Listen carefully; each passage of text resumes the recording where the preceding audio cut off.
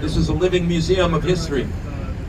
When you walk the Magnificent Mile, 2 blocks north of the Wrigley Building, you will find the water tower, your visitor center. And when you're gazing upon it, know this, you are seeing with your very own eyes the same building the builders of Chicago looked at with their own eyes the morning after the fire to rebuild the city. The water tower, Little Yellow Castle, built as a standpipe for the water pumping station back in 1869. When the Great Fire of 71 came roaring downtown, the water tower escaped without a scratch, as if to say, no thanks, I'll be sticking around. The builders gazed up and had a common thought: we will. 2 names to we old school Chicagoans, that will always be Sears Tower. Company built the building back in 1974. Although in 2009, London-based insurance brokerage, the Willis Group, takes over 3 of 110 stories, and they're giving naming rights. It's renamed the Willis Tower. This was hard to take, but you know what? On the 22nd, I turned 66. I'm learning something in this life, finally, that change is the only constant, and I now know that an old school Chicagoan like myself can come around, and I guess I should call that building by its new name, the what? Oh, who am I kidding? You can call that building Willis. You can spell that W-I-L-L-I-S. But you're a Chicagoan in the heart of Chicago. You pronounce that word Sears. How they are cantilevered out. We have a problem. The towers are now too heavy. You can switch from the building to my own arms for illustration. If you do not address that extra weight, gravity is going to shift, and in 5 years, your beautiful towers are going to look like a bad version of that toy block game Jenga. They're going to tilt in under their own weight. Why didn't that happen? Because of mathematics. Alfred Benesch and Company, structural engineering for a mix of mathematical calculations. They can trick the building by not building the tower straight, but by bending them out slightly. How do you do this? You calculate that every time you do another floor, you pull it 1/8 of an inch further out.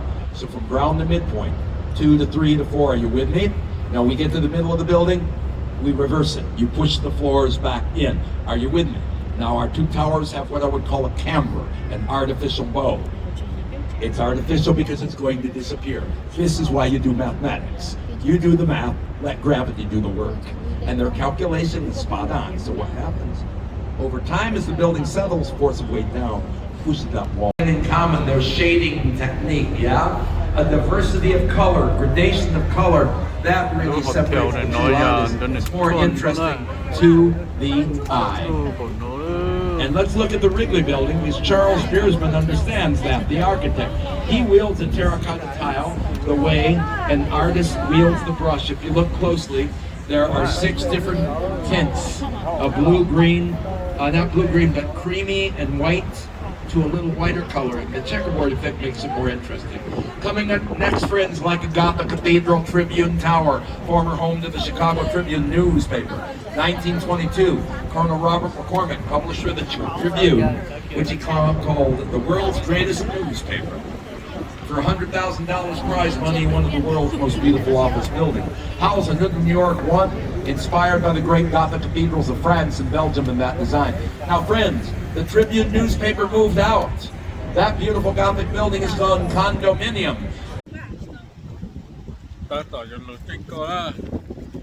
Trên có một đầu thầu, chỉ tụi thêm một đầu thầu nữa. Một cái mùa na, một cái sự đồng trên cơ hậu đầu thầu. Chụp bên màu á. Xịt khăn cơ na.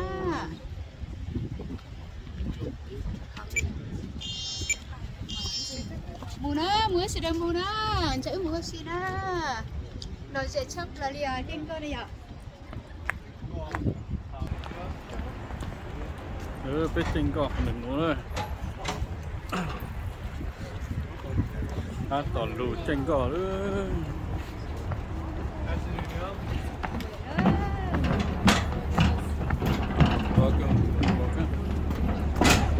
Tranh cỏ nữa.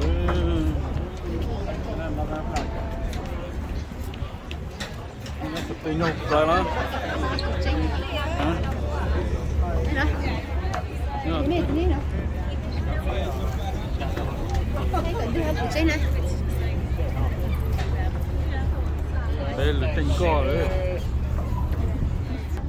Có chết đây.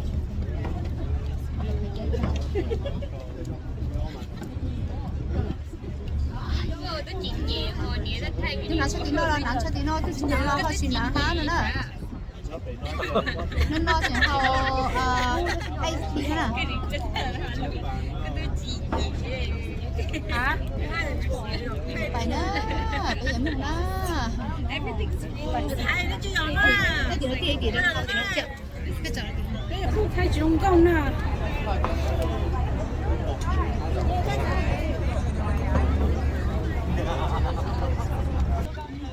Học nhớ cho hay xem là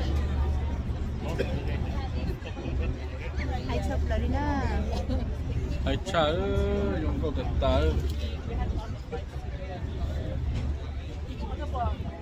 Dùng có chọc lên đó, lên thì chỉ tao tôi chạy cái chín tu đó.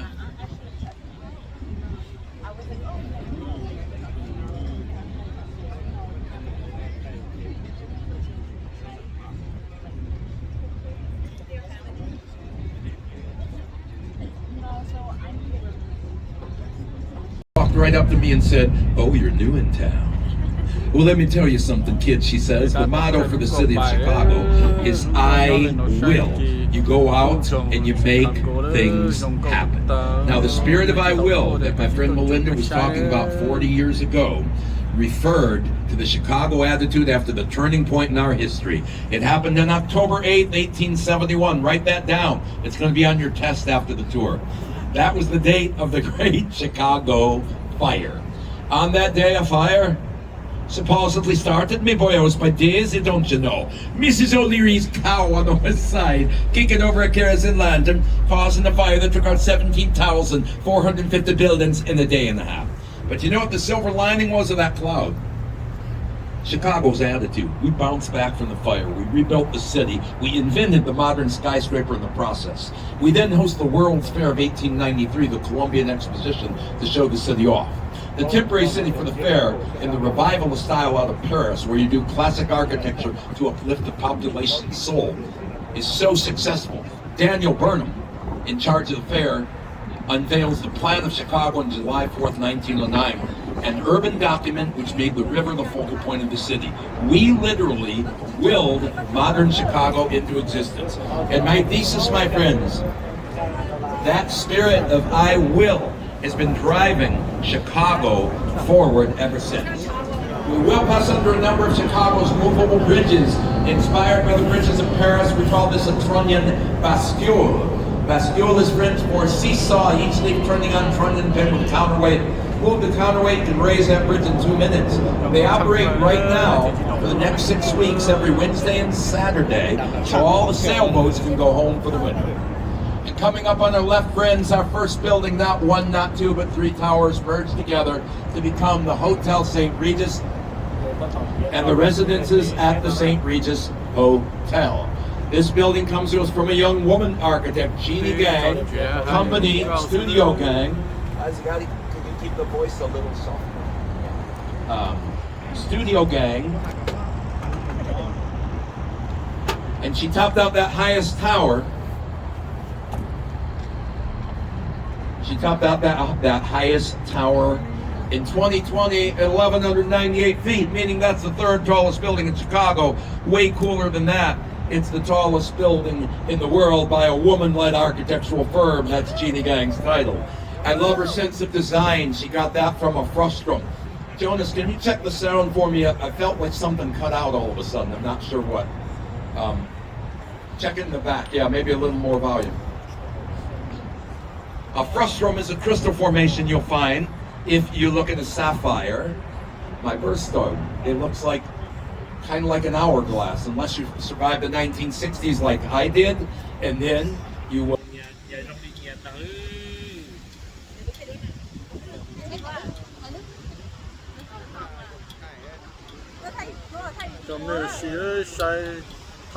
Their name sounds like a Monty Python comedy sketch. They're called the Council on Tall Buildings in the Urban Habitats. And they figure if spire's organic, you throw that into the mix, the building jumps up to 1,369 feet. Now 45 degrees are right, friends. You're about to see a very intriguing building with an almost mosque-like Moorish yellow onion skin dome. That is the Hotel Intercontinental. It began its life back in 1929 as the Medina Athletic Club, a project of the philanthropic group who call themselves the Sons of the East. You might know them for their hospitals and circuses, the Medina Shriners. Now back in the 30s, somebody had a wacky idea that that big yellow ball would make a great landing pad for airships like the Goodyear blimp. That never happened. That would be a terrible idea in the city of skyscrapers. Now that steampunk dream died with the Hindenburg crash. After that, you know, blimps, dirigibles, and zeppelins, except for lead, all kind of fell out of favor. Now as we look at the Trump building again, I would introduce this as a style called contextualism. Architecture doesn't happen in a vacuum. You want to be specific to your neighborhood. And the reason that building has those cutaways, you see the patios? They're cut away because everywhere there's a cutaway, that's corresponding to a neighboring building's height. It fits in better that way. London can have Big Ben. Paris, I'll give you back your Eiffel Tower. I'm a Chicagoan, and I'll take the clock tower of the one and only Wrigley Building, commissioned by Chewing Gum King, William Wrigley Jr., who was a young man who attended Burnham's Fair, selling juicy fruit gum for the first time. So he brings the revivalist style home. Spanish Revival. The clock tower of the Wrigley Building is modeled on the 11th century Royal Tower in Seville in Spain. Now we are approaching our Grand Boulevard, Michigan Avenue. Hold on to your wallets. You're only going to buy everything in sight when you walk 1 mile north along One Magnificent Mile, the shopping district. Now the Michigan Avenue, we actually refer to in the French manner, Boulevard Mich. Why? Because Daniel Burnham was influenced by the city of Art and Life. It was modeled on the boulevards of Paris. Burnham went to Chicago to become known as Paris on the Prairie. But hey, let's take it to the bridge. What happened to the bridge? The bridge is named DuSable Bridge. We will not forget our first permanent resident, the French-speaking fur trader from Haiti, Jean-Baptiste Pontoussaint. He started a fur trading empire right there in 1779. On the east side, you will find a bust of Mr. DuSable to take a photo with later. The World's Fair lives on with the Jewelers Building of 1926 on our left. Beautiful building with cupola dome and water tanks, was inspired by a 15th century Italian monastery, but built here for the diamond trade. Movie fans, look closely at those water tanks. If you remember Christian Bale as Batman in the movie Batman Begins, the Caped Crusader was sitting up there at the end of the movie surveying his domain of Gotham City, which we served for Batman Begins in the Dark Knight before handing Gotham over to Pittsburgh for the next movie.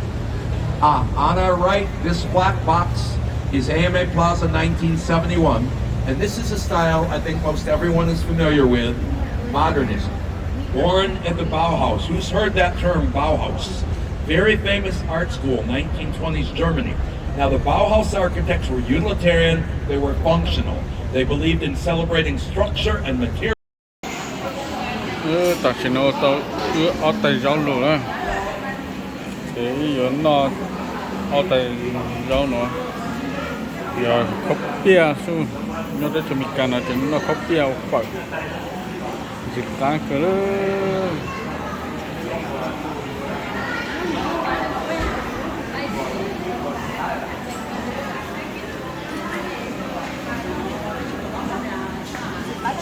Có tutaj tylko no. Cái gói này về nó thì chị phảiซื้อchị thì cho nó xong nè. Cái tôi nặt chế nó. phải đấy cái nụ đồ nó phải nó nó phải nó giờ phải nụ đồ nó sẽ không biết là nó chỉ để đây bao để đây tôi chị sẽ để cho cái phản chuyển nó cho